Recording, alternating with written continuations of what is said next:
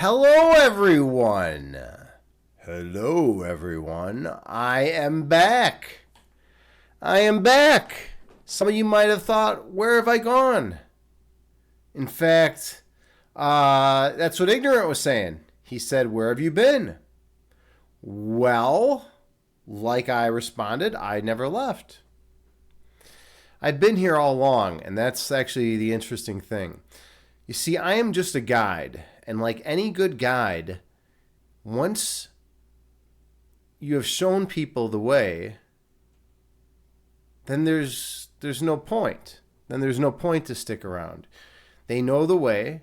They know how to get to where they need to be. They've reached their destination, and my purpose is over. I fulfilled my role, and you are all now what I consider expert meditators. I feel I have 100% faith in each and every one of you, and you have all seemed to have found your own path. You found your own journey, and that was the whole point. That was literally the whole point.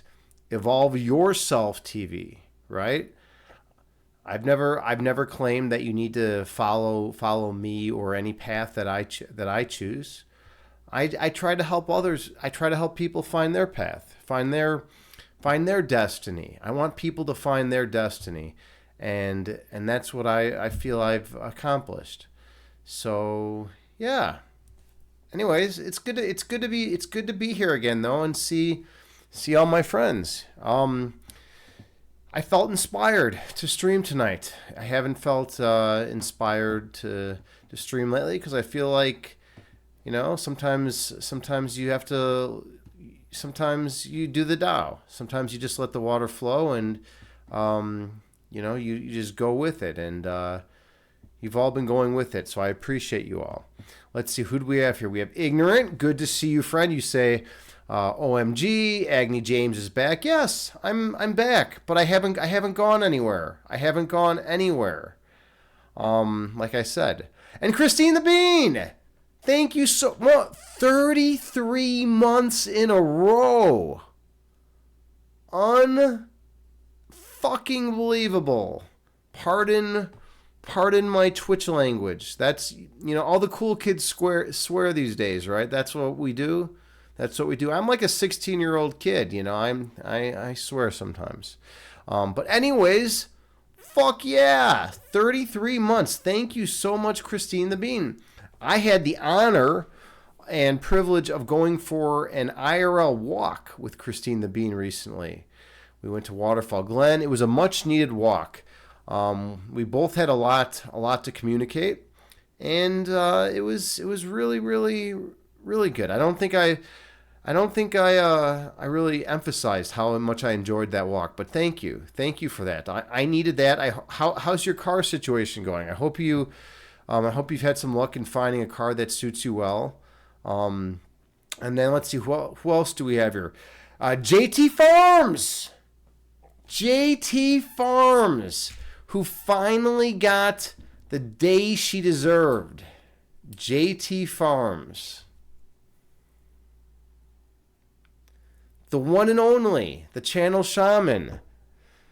Liquid Stealth, by the way, I am not ignoring you. I will be giving you plenty of communication in just 1 minute. I just have to shout out my channel shaman. If you don't acknowledge the channel shaman, weird things can happen.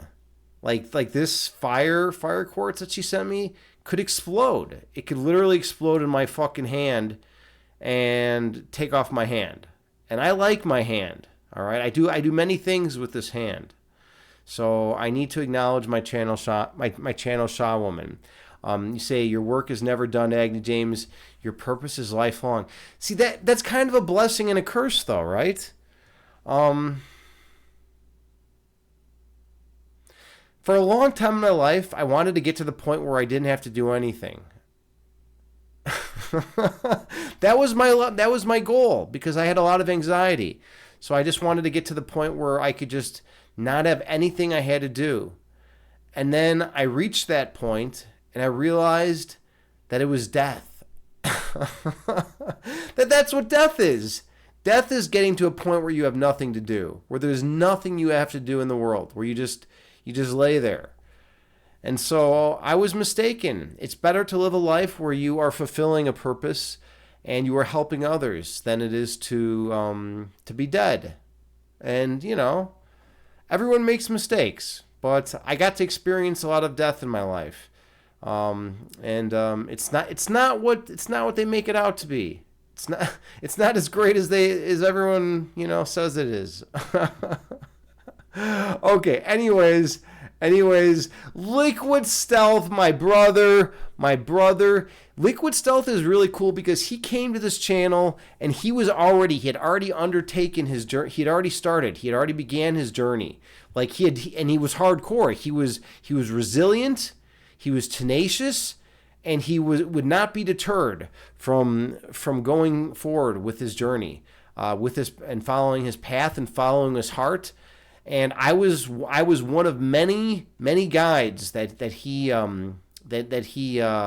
encountered along his path, and I'm sure you're still encountering people and continuing your journey. And you also make some pretty damn good pretzels, let me tell you, at least from the pictures.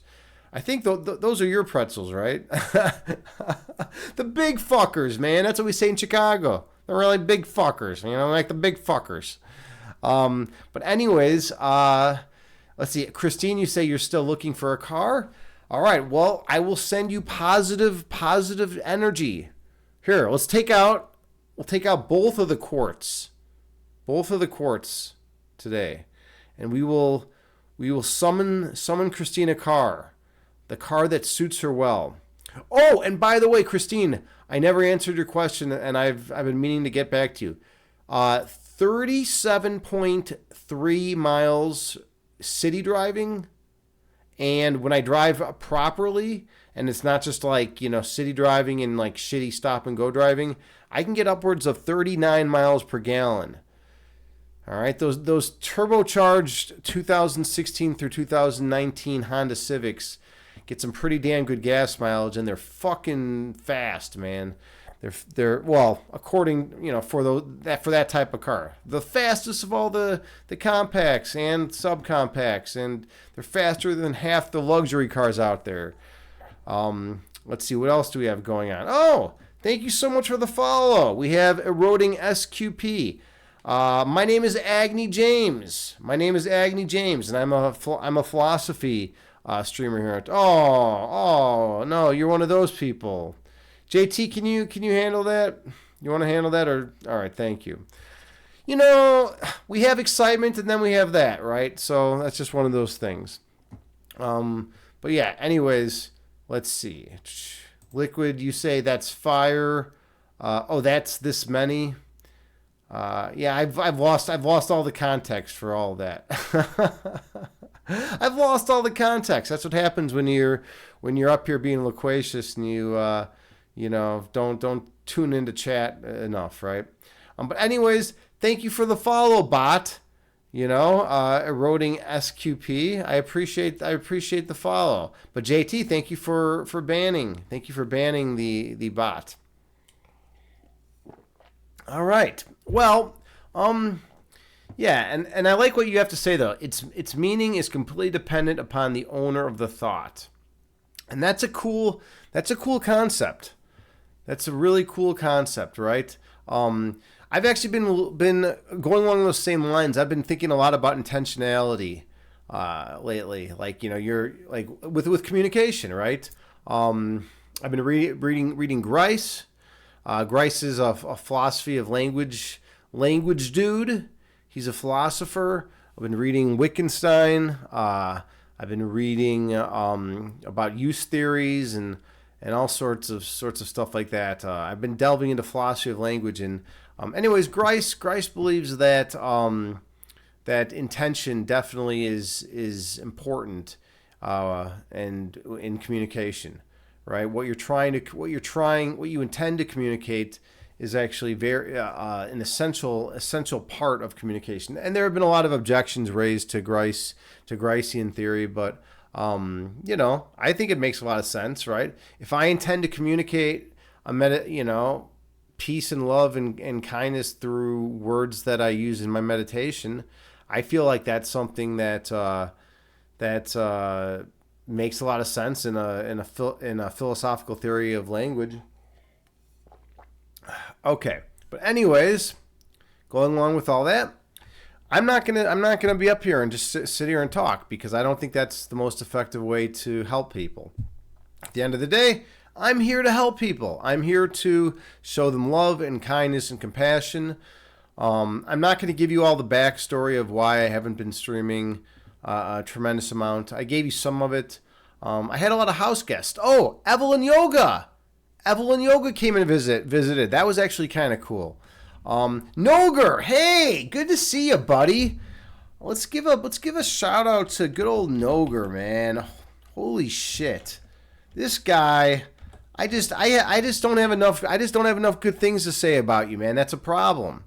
He's a philosophy streamer on Twitch.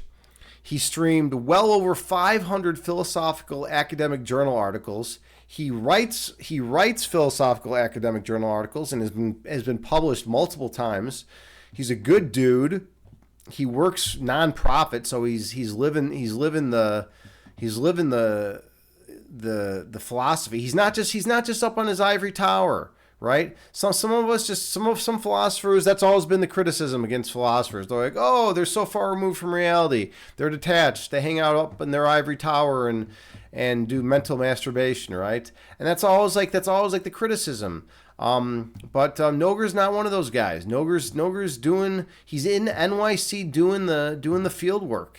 You know, he's got his hands dirty. His fucking hands are dirty. You know, he's like digging in the dirt. He's like, I'm going to make this world a better fucking place. And I'm going to write philosophy in my spare time and stream and bring philosophy to the masses. So yeah, everyone check out Noger, drop him a follow, subscribe. You know, if he's, Noger, I don't know what your marital status is. I don't even know what your sexual preference is, but everyone should marry Noger. We should all just like marry Noger at the same time. Are you polyamorous? Well, that's polygamy. That's polygamy. Hold on a second. That's polygamy.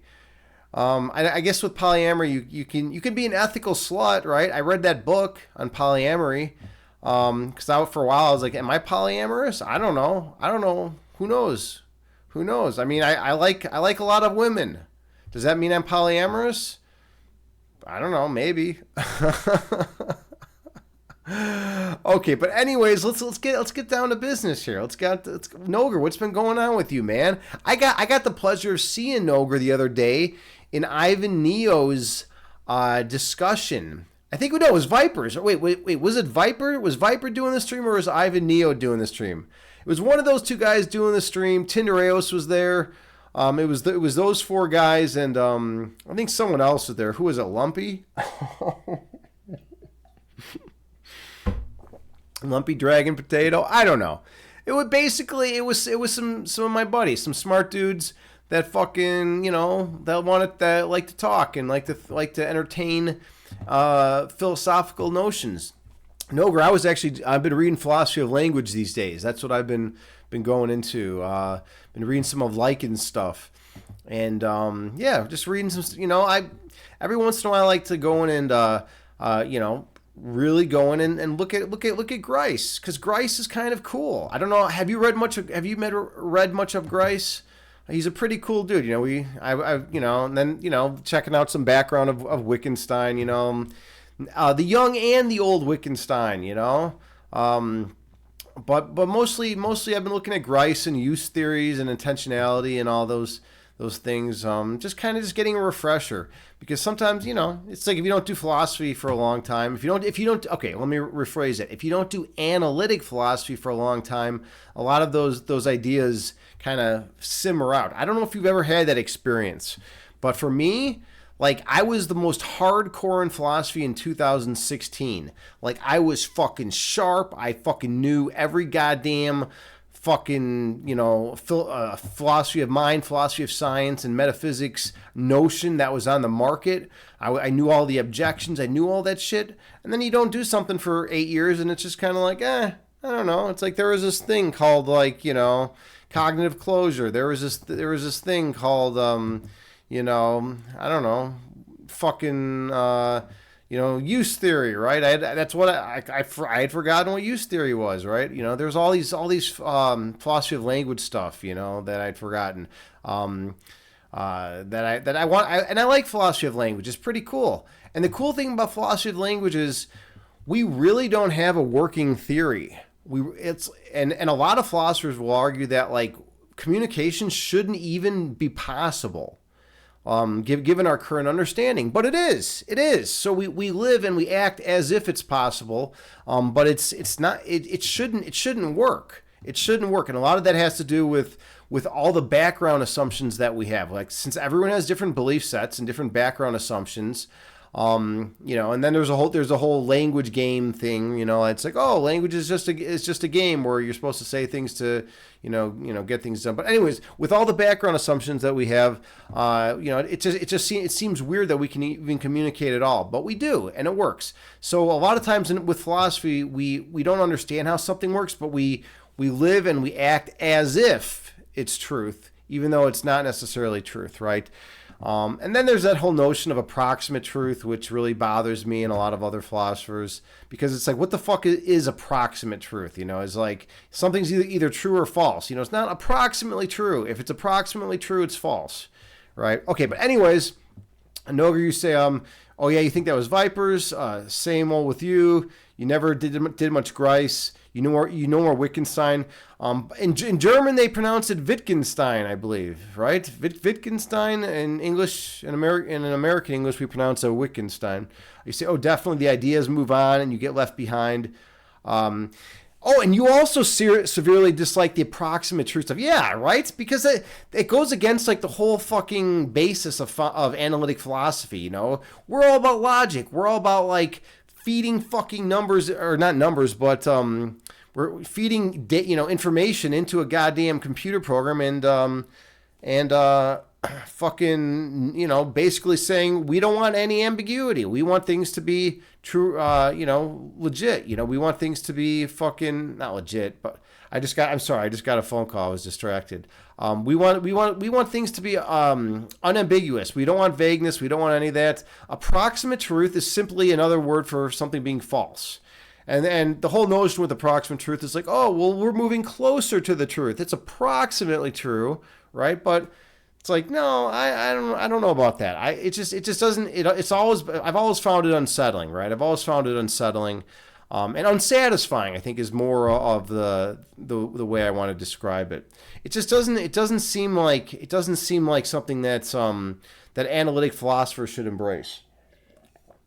Okay, Noger, you say if they want approximate truth, they can call it exactly. They can call it something else. Just don't truth. Like truth is literally the one word you should not call. You should not call a philosophical theory. You should not use that word in a philosophical theory if it's not true, right? It's like, because we like to know what's true and we like to know what's false. We like our tautologies, right? We like to know something, a statement that's going to hold between possible worlds, right? All bachelors are unmarried, right? Those kind of things, right? Either I exist at time T1 or I don't exist at time T1, right? Things like that, right? We like our tautologies. Either something exists.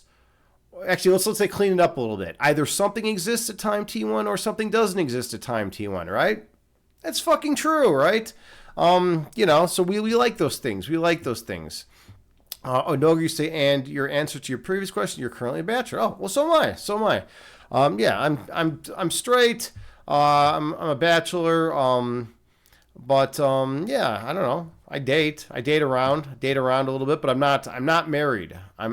So see, when you say you're a bachelor, that means we can deduce a lot of there's implicit content right in there. There's embedded content in there, right? That we know because of definitions. And sometimes people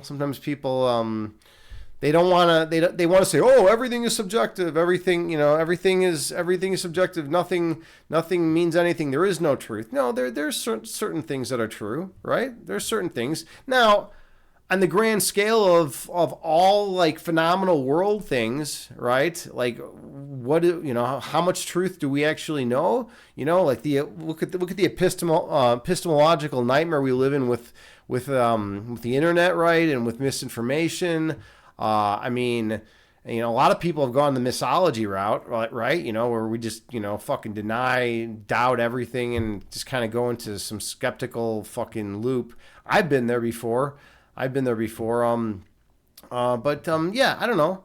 We do what we can. In philosophy of science, I had a really cool professor in grad school. She said, I worked with her really closely. She was cool because she had a PhD in physics and a PhD in philosophy. So she knew her shit, right? A lot of that's always been the big problem with philosophy of science. A lot of philosophers of science are like, oh, blah blah blah, I'm going to talk about quantum mechanics, and it turns out I don't really know I don't know quantum mechanics, but I'm gonna talk as if I know about that shit, right? And it's like, dude, no, you don't know your shit. And then you get the quantum the physicists, right? The PhD, the physicists with PhDs. I'm a doctor with a PhD in physics. I know everything about physics. And then they start branching off into philosophy, and it's like, no, you're not doing it right. You're not doing it right. Sure, your physics is on point, but your philosophy, is left wanting. But anyways, she had a PhD in physics and a PhD in philosophy. And we had a lot of very similar ideas and very similar viewpoints. And at the end of the day, she's like, yeah, science is a phenomenal world concept. We should use it. It's a beautiful thing. It has a tremendous amount of utility. It decreases human suffering. It enables us to solve puzzles and to build bridges and to cure diseases and to do all this cool shit. But philosophically, we don't really have any justification. We don't have any strong, just knockdown justification that our given scientific theories are true, and that's when philosophers of science start going into the notion of approximate truth, and it gets real fucking sketchy real quickly. Like, let me tell you, and this is like what we were talking about earlier with the approximate truth. Like, it gets real sketchy. Now, I always have to say, I'm not a disbeliever. I'm a disbeliever in science. I believe in science for a phenomenal world. Things, and I believe it has, it's great and we should all use it. But is our current theories actually true? Are they absolutely true? I don't think so. At least not the vast majority of them. We should use them, and they're great and they do a lot of good stuff. But I'm an anti-realist. I'm a scientific anti-realist in that sense. But I'm all about utility, and at the end of the day, if something is bettering mankind and is doing humankind and is fucking, from a utilitarian standpoint, is decreasing suffering and increasing overall well-being, then let's fucking use it, right? Because I don't like seeing people dying in the street, right? At the end of the day, okay. Ooh, anti-realists unite, yeah, right. But you know what, Noger? We get a really bad rap, man. We get a bad rap, dude. Because I think a lot of it just has to do with ignorance. People think, oh, you're an anti-realist, so you don't want vaccines and you don't want fucking, I don't know, people to wash their hands, and you don't want fucking modern medicine. Like you're one of those people. And it's like, no, that's not what scientific anti-realism is. So I think the people that come off strongest against scientific anti-realism are some of the most ignorant people. They don't really get what's going on in the debate. They're like the person that shows up late to the party and there's already like some like really intense dialogue going on between two people, some really amazing philosophical debate. They like pop in and they like hear like three words and they're like, oh no, that can't be right. It's like, dude, Why don't you fucking read the room? Why don't you sit back a little bit, actually listen to the debate, hear the fucking ideas that are being broached, and then make an informed decision, once you actually understand the context of what's going on. Because, just by hearing 5 words, a little bit of content, doesn't mean you know exactly what the fuck's been said and and what arguments have been brought forth. But yeah, we get a lot of those. You can't really say you're a scientific anti-realist without a bunch of ignorant people coming ready to fucking burn you at the stake. Okay. All right. So I always come out here intense. I'm an intense guy. All right. I'm an intense guy. Right. No, I feel like you're an intense guy too, but you kind of play it more cool. You play it more chill on stream. So I've seen you get intense though. Like you do get worked up, man. You and me, man. Like we get worked up. I think if you come to Chicago, you and I could get worked up over something. We'll go to a fucking I'll take you to a bar in Chicago. And we'll get really worked up on over something, and it's not going to be pizza related because that's an old school. That's the old school debate. We'll get worked up over something more interesting, I guess you could say. But the pizza debate is interesting, but still, you know what I mean. You get what I mean, obviously. All right, so yeah. Anyways, I come out here fucking intense. I'm ready to go. And then we slow things down.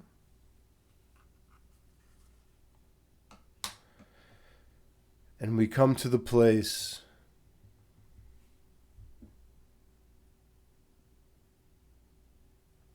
of peace, love, and oneness, residing in our heart chakras.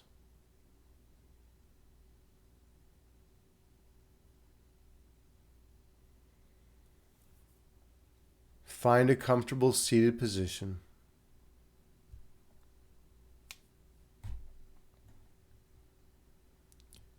You can sit on the floor in lotus pose.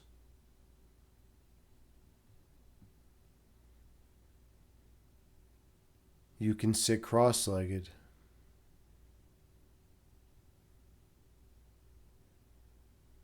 Or you can sit in a chair.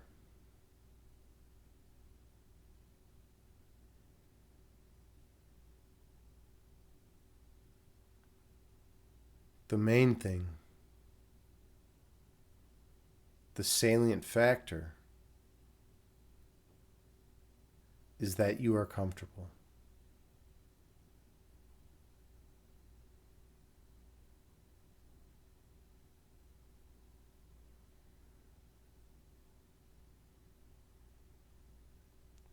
Once you have reached an adequate level of comfort,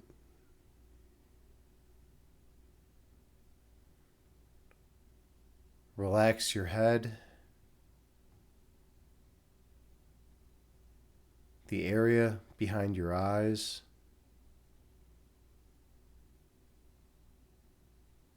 relax your forehead, your jaw, your tongue, the back of your neck, the area below your ears, and take a few slow and deep breaths on your own.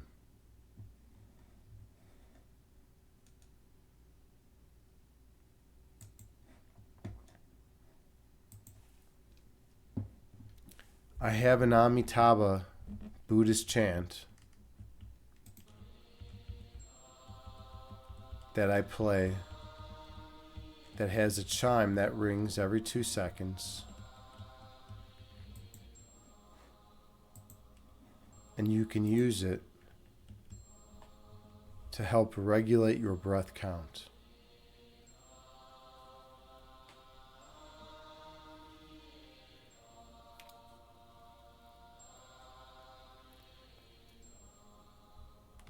So take a few more slow and deep breaths on your own.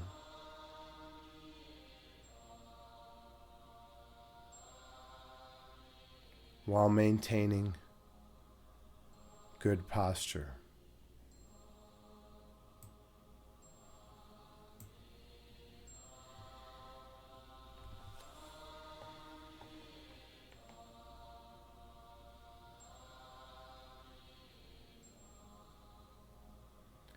Inhale through your nose, gently raising your belly. Exhale through your mouth, gently lowering your belly. Breathe in through your nose, slowly raising your abdomen. Breathe out through your mouth, slowly lowering your abdomen. Stay focused on your breath.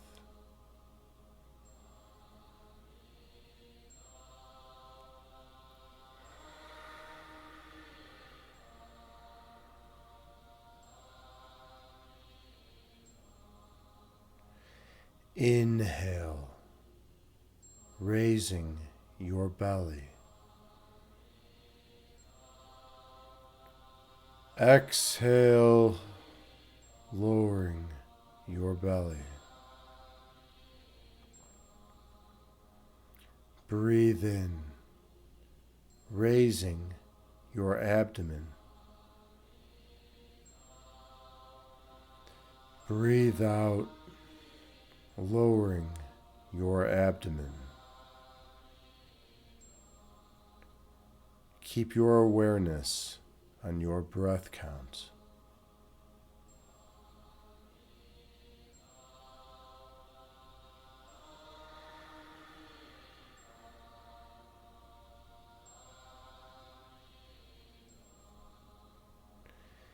Inhale.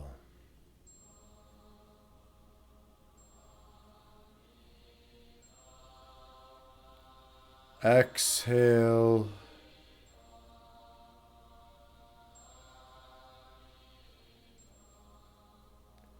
Breathe in.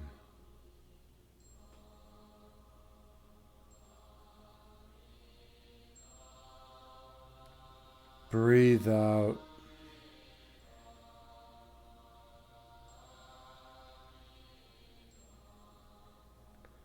Your breath calms your body, and your body calms your mind. Be mindful of your breath count.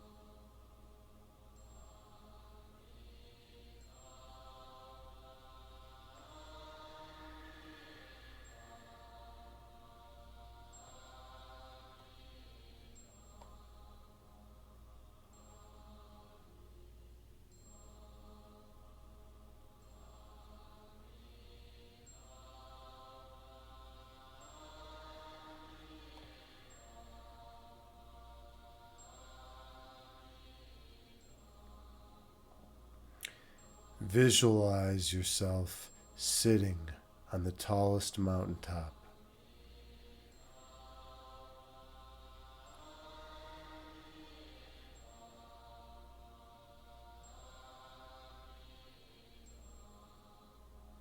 Perched high above the clouds.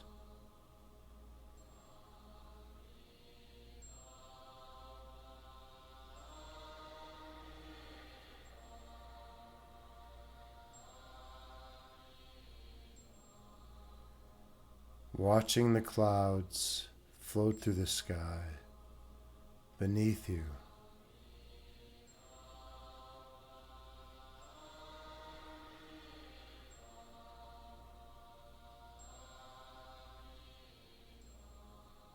Before disappearing over the horizon.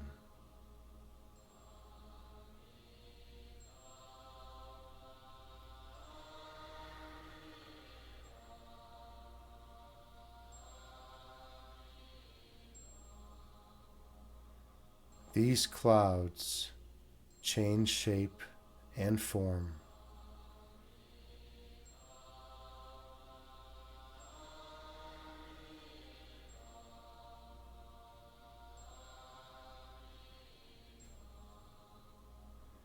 These clouds are like your thoughts.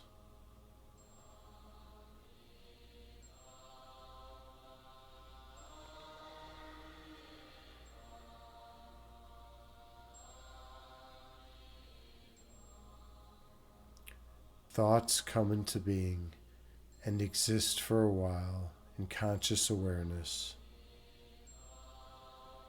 before disappearing from your mind.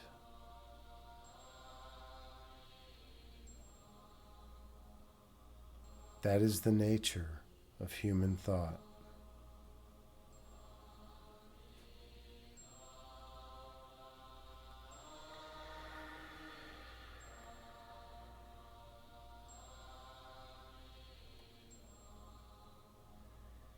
Inhale.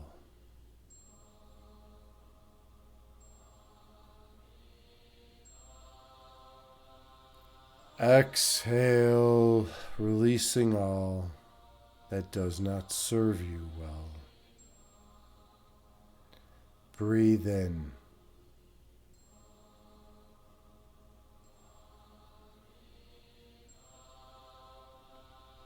Breathe out, releasing all which is a hindrance to true sight. Stay true to your breath count.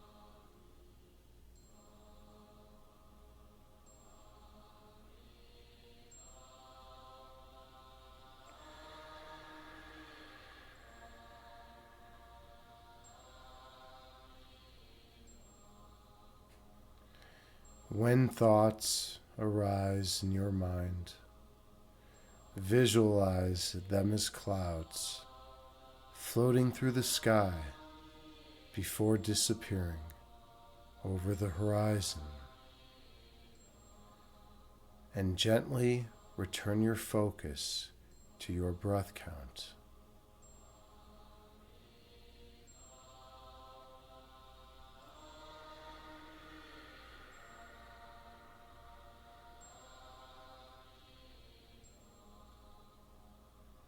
Become one with your breath.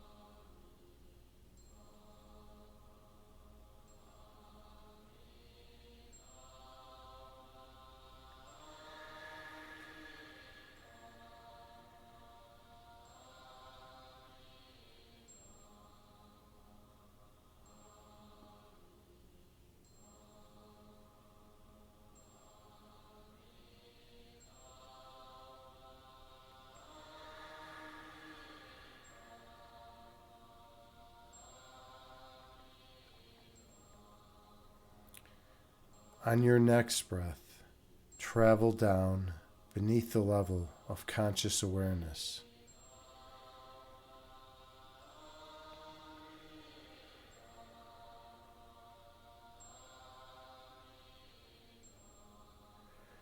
Go to the region of your heart chakra.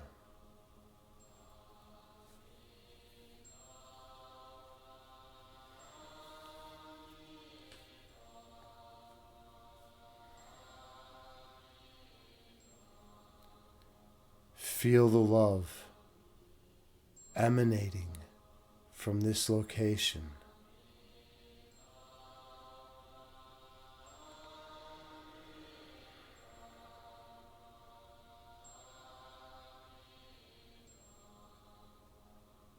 And the warmth which surrounds this love.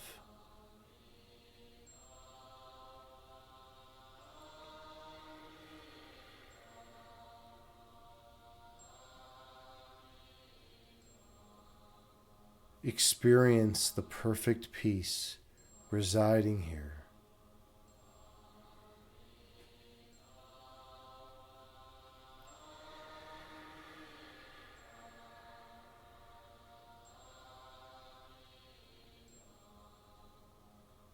And the joy which accompanies it.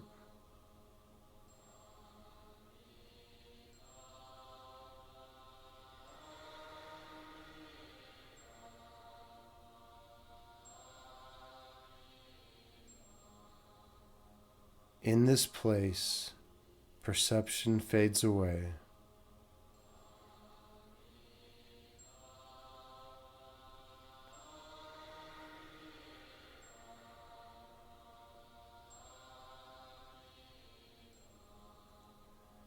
As you remember that you are one with divinity.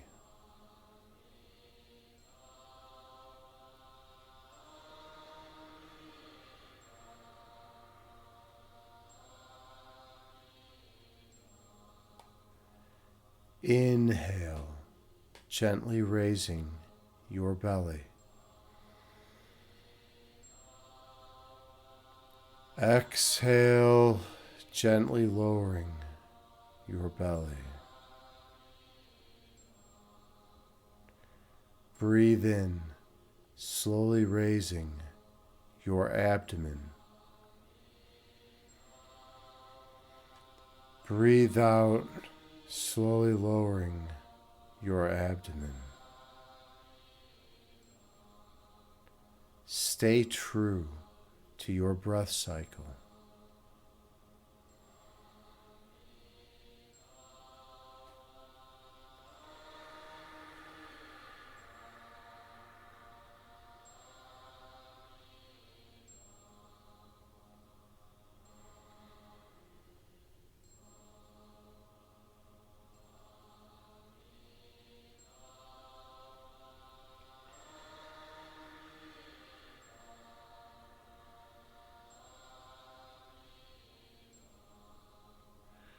Your breath is life. Become one with it.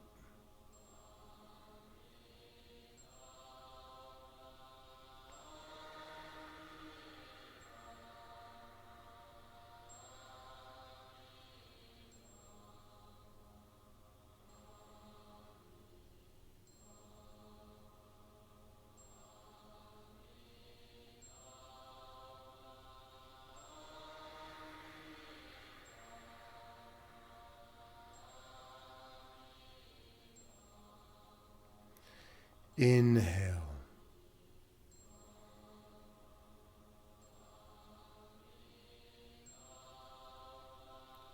Exhale, releasing all that is of no benefit to you. Breathe in.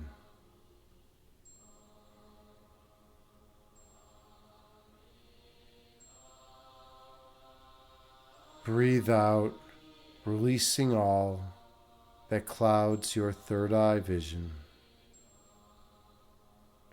Stay true to your breathing.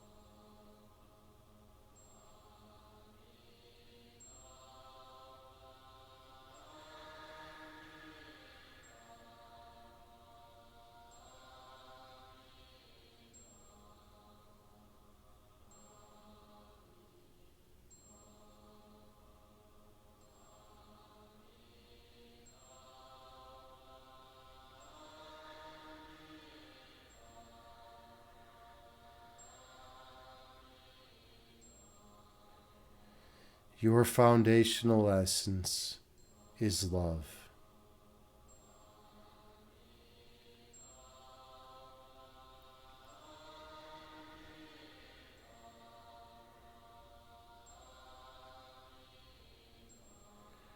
Your love is manifested in this world through the acts of kindness you share with others.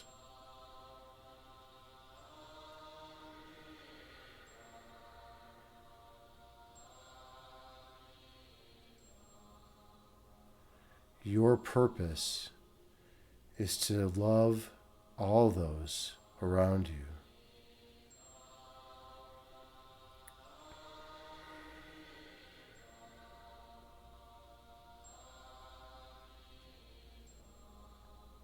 To connect with the part of them that is identical to the part of you.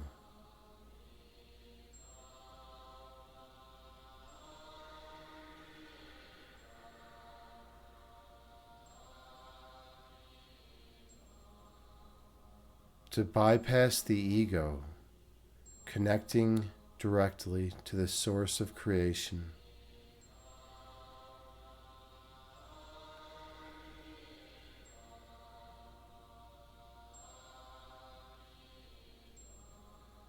That exists in all of your brothers and sisters.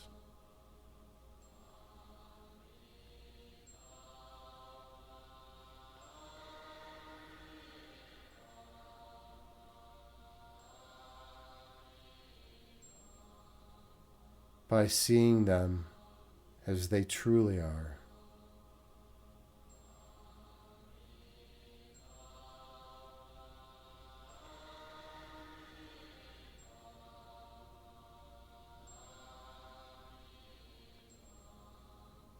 By seeing them as a reflection of your own divine nature.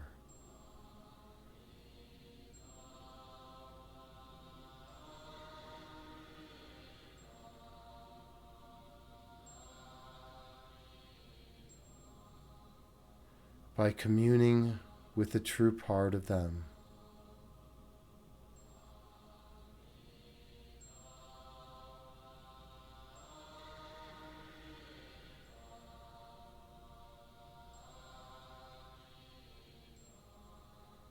And withholding no forgiveness.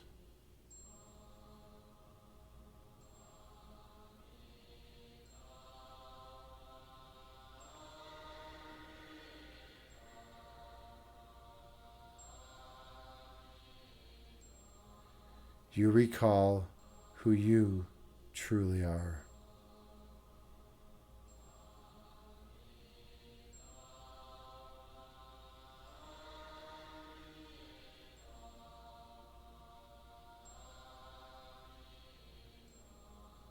An eternal reflection of the divine.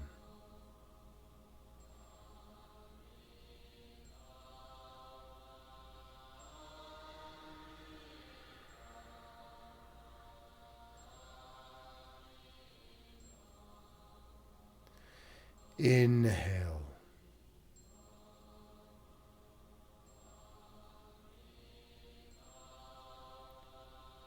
Exhale, releasing all that is of no benefit to you.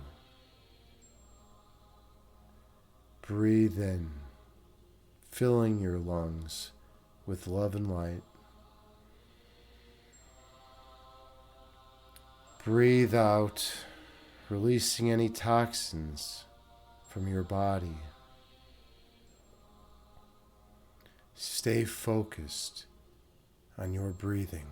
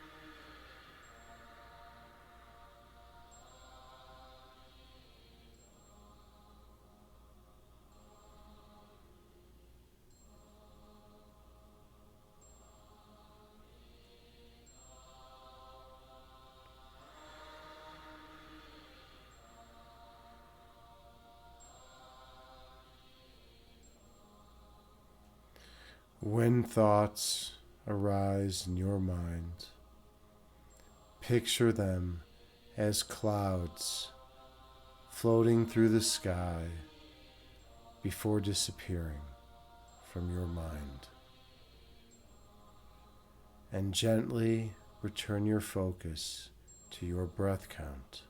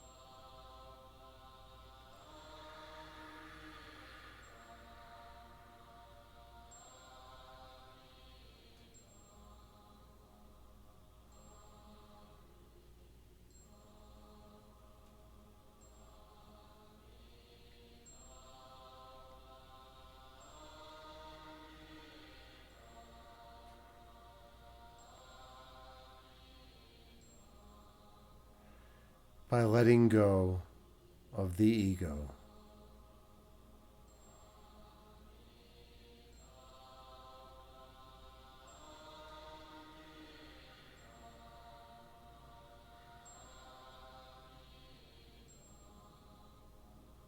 you let go of all delusion.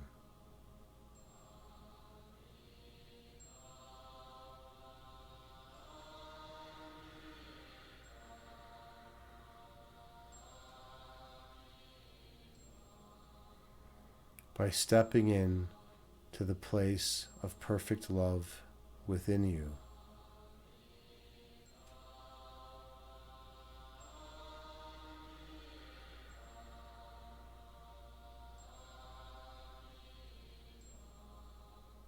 you recall your identity.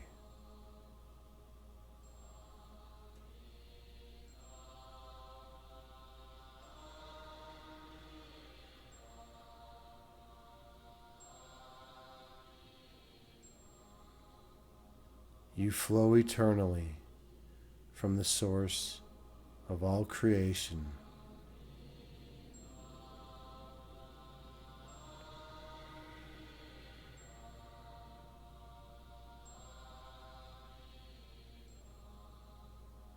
existing everywhere and all at once.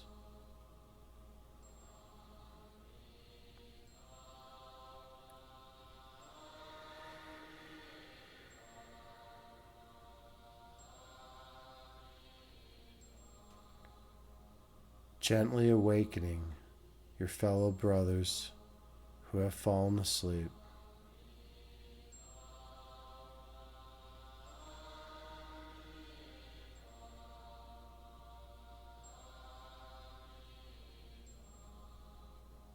Helping them remember their true selves.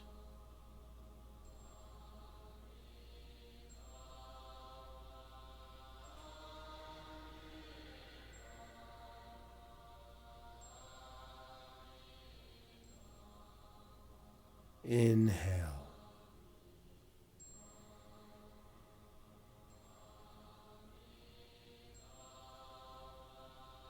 Exhale, releasing all stress and tension from your body.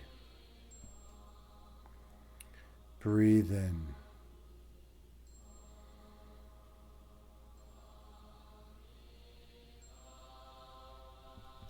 Breathe out, releasing all existential angst from your being. Inhale.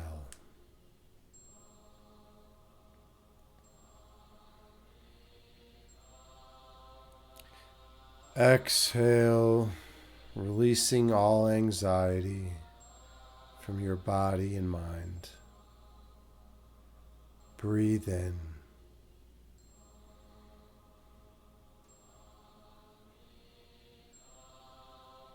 Letting love supplant all fear.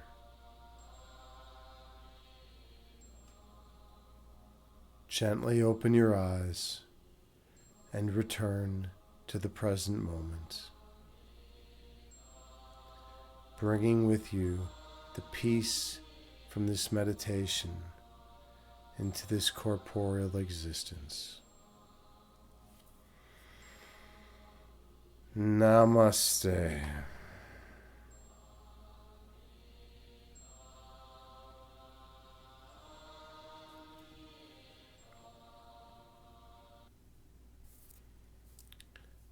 Thank you so much for sharing this sacred space with me.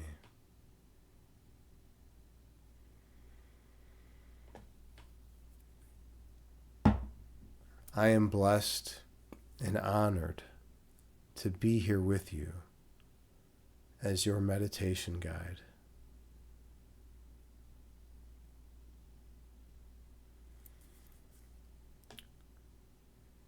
To serve others is truly the greatest gift that can be given.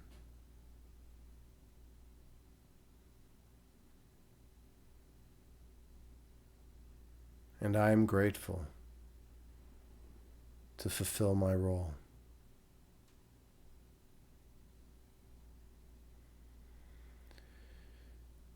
I hope you all feel more peaceful and relaxed,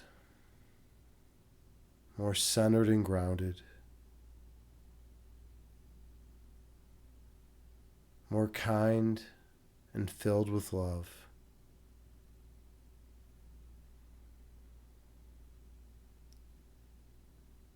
And don't just hold on to this peace and love for yourself.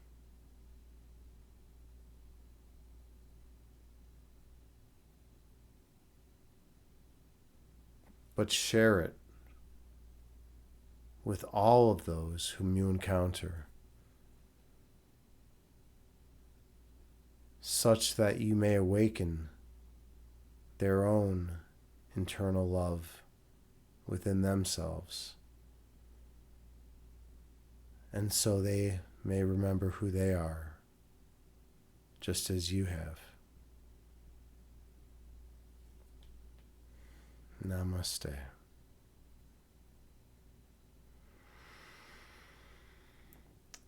All right.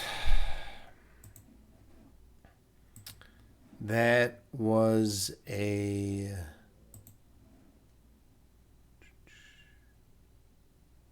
"29-minute meditation," which felt about right. How was that for everyone? JT, excellent. You loved it. And Noger. Aw, I like that emote, man. Kimmery Beck's heart.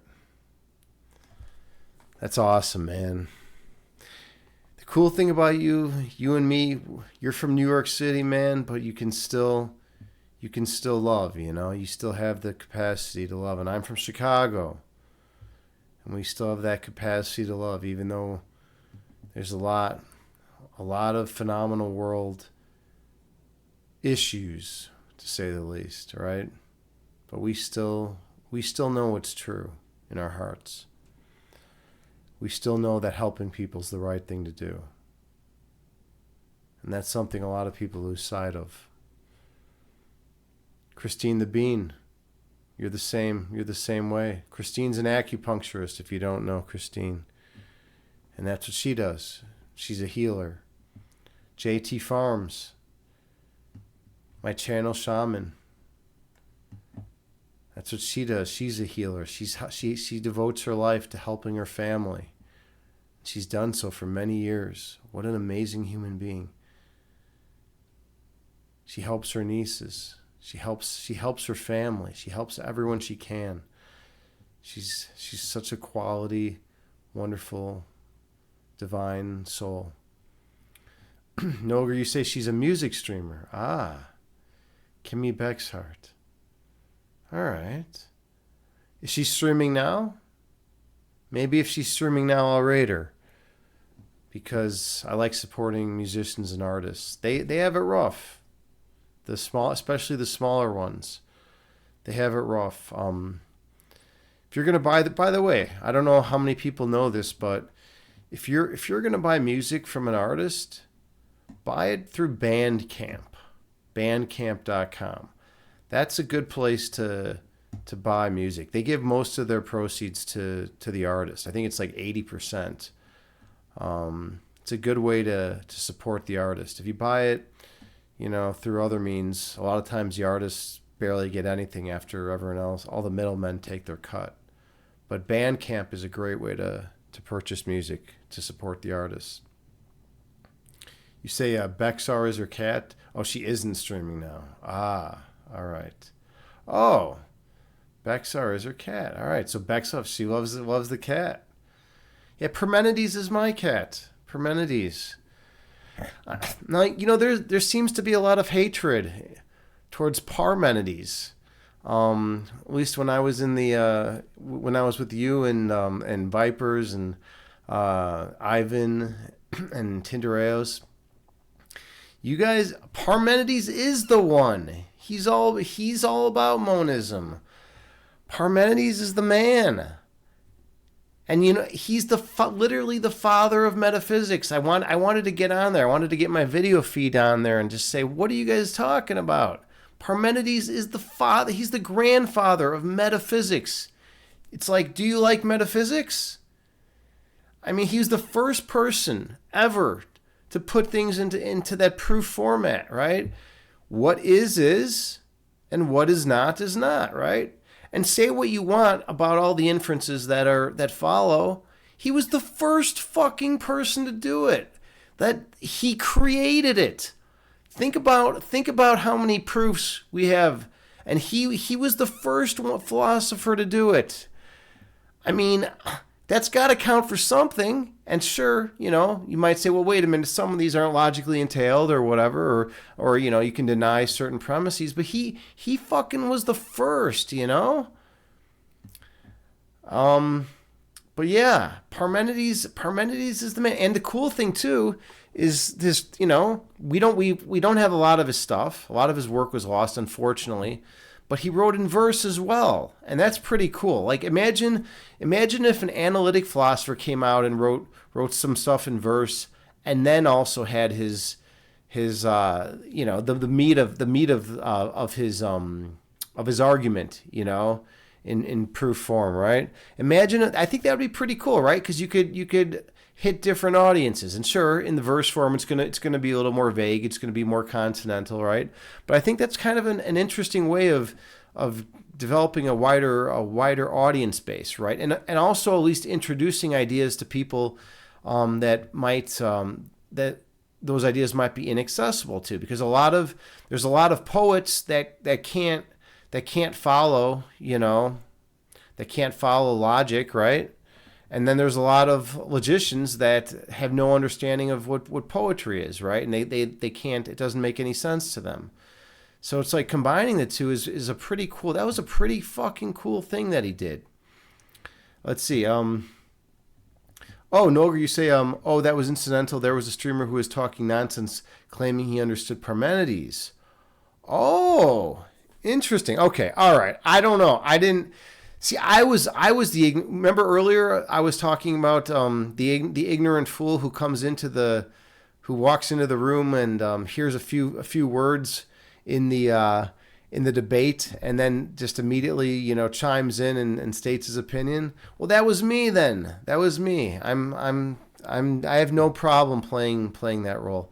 I showed up late. I heard some bad mouthing about Parmenides, and I got very defensive. I got very defensive because Parmenides is my boy, right? He's my boy.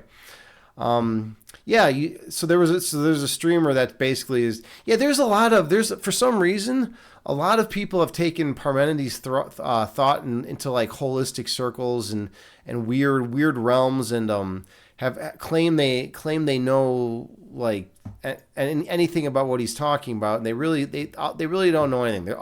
They hear that like Parmenides is about oneness, is about monism, right? And they're like, oh, I like oneness, that goes along, that jives with what I'm saying. I'm gonna take this pre-Socratic philosopher from Elia, and like, whose student was Zeno, and like, just try to hijack them for my own nonsensical, I don't know, metaphysics, you could call it, or charlatanism or whatever, right? But they do that with quantum physics a lot, with quantum mechanics, right? In the holistic world now, there's like all these quantum healers. It's like, no, I'm not going to spend. I had a quantum healer that was trying to say that, look, if I just spent $10,000 on her product, that like she would teach me all about physics. And I was like, I'm pretty sure I've taken more physics classes than you. Like, have you taken 6 college level physics classes? Like, do you really understand these concepts? Or are you, like, I really don't think so. I really don't think so. So like, yeah, it's just, people like to, but you know what? The quantum world sounds really cool. It's hip, right?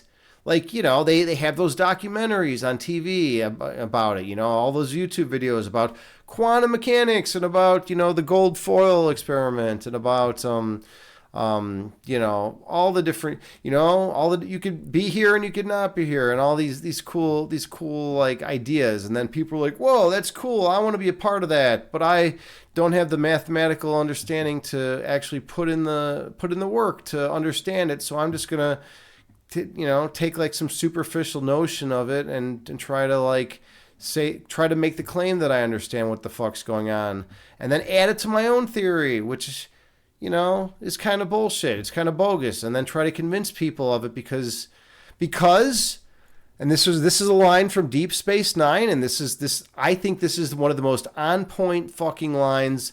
It was Major Kira. Nogra, I don't know if you're a Deep Space Nine guy, but it was Kira, right? Kira, whatever the hell her name was. Major Kira. She said, when people are trying desperately to convince you about their own opinion, usually what they're really doing is trying to convince themselves. And I think that holds so much truth. If like you'll see some people like, that are like so vigilant in trying to convert everyone into their belief system, and they say, how could the whole world not believe this? How could the whole world not believe this? This is definitely objective fact. This is definitely the way things are.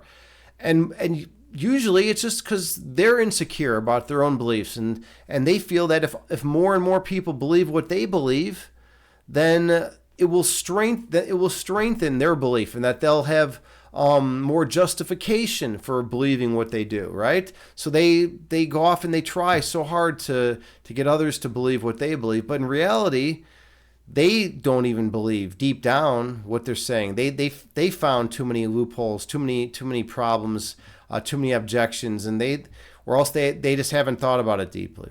I don't know. That's just my opinion. I think there's a lot of wisdom in Star Trek. But anyways, yeah. And Noga, you said, or was the only one to understand Parmenides. Absolutely. Okay. All right. Let's see who's out there. Let's see who's out there in the Twitch world. First, let's get a raid call all set up. I'm very happy with this stream, by the way. I haven't streamed in like 3 weeks, something like that. It's been a long time. It's been a long time. I am super happy with this stream. I am so grateful that you all showed up. I love you all unconditionally. Here's the raid call. If you're a subscriber, copy and paste. Christine the Bean, thank you again so much for your subscription. 33 months. Nogra, I don't know if you knew that. I've been streaming I think longer than 33 months, almost 3 years. But Christine the Bean, a 33-month subscriber, right? I know you have a really long subscriber too, right? You were a Minesweeper. You were a Minesweeper streamer, man. How crazy is that? How crazy is that? JT, you say past 3 years. Yeah, about 3 years, right? JT keeps me on track with that. Hold on. That the foulage command works, right? Foulage. I can't. Is it this?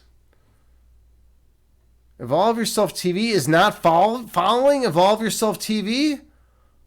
What the fuck? How am I not following myself?